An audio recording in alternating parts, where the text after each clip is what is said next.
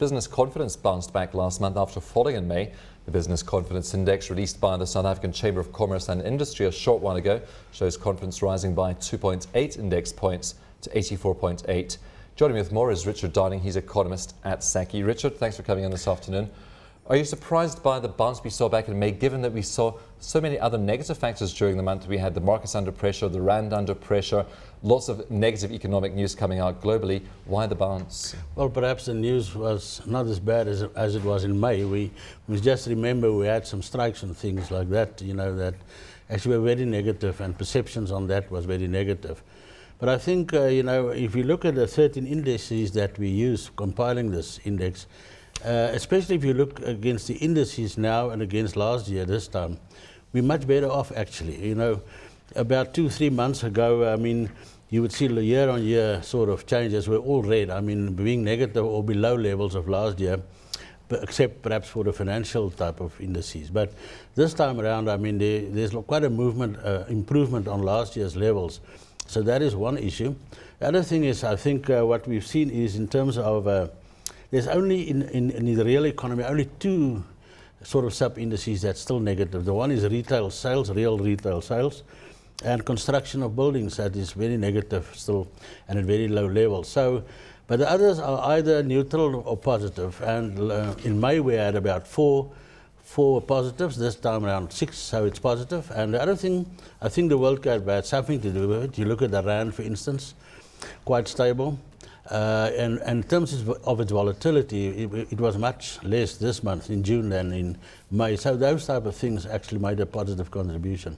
Of course, the World Cup, by the time you do your next indicator, is going to be well over. Do you think when we see that hangover coming through from the World Cup, we're going to see business confidence falling again?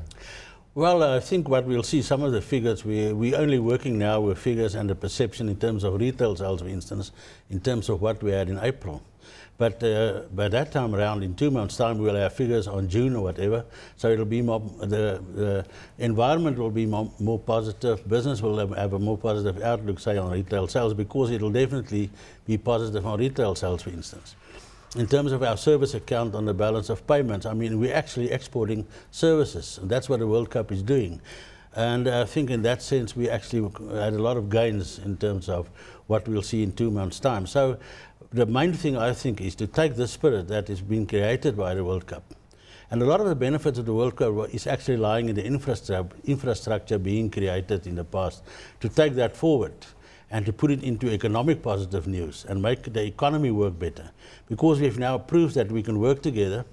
If there's commitment to worthwhile goals, we can achieve that.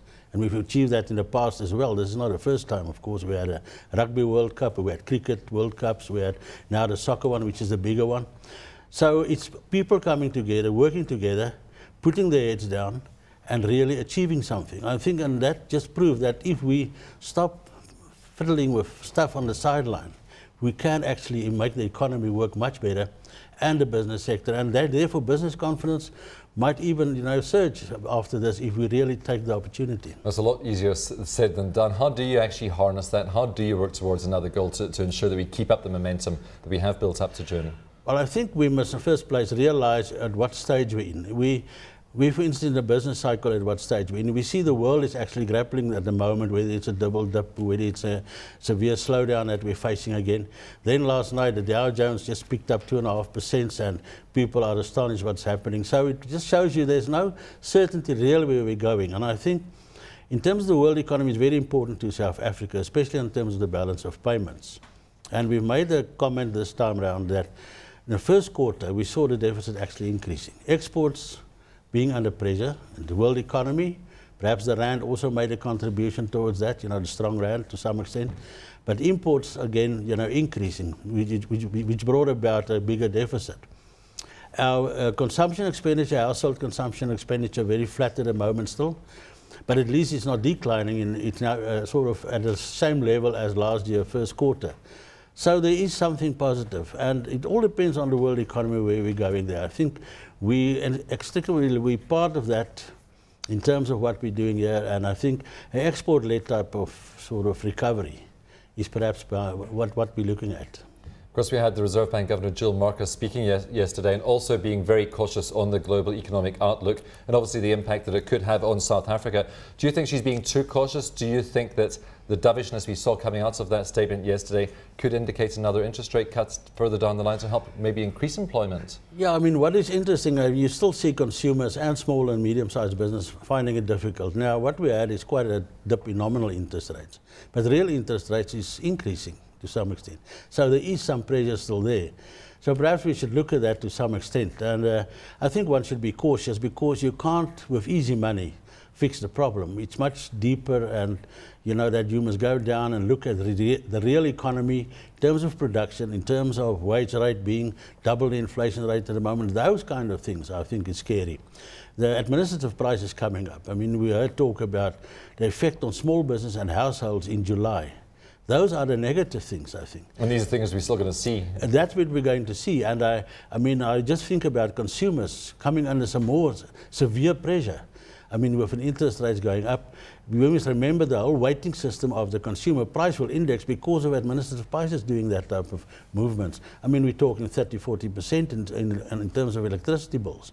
So for an ordinary household, that would just mean less spending on something else. And now you have some of the electricity utility company now giving wage increases of 9%.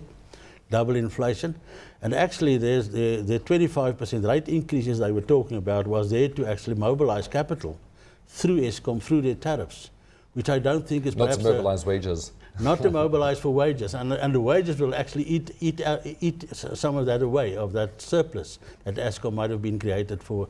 So in that sense, you know, we're very careful. We must just all take note of where we are in the business cycle, what position does South African economies in.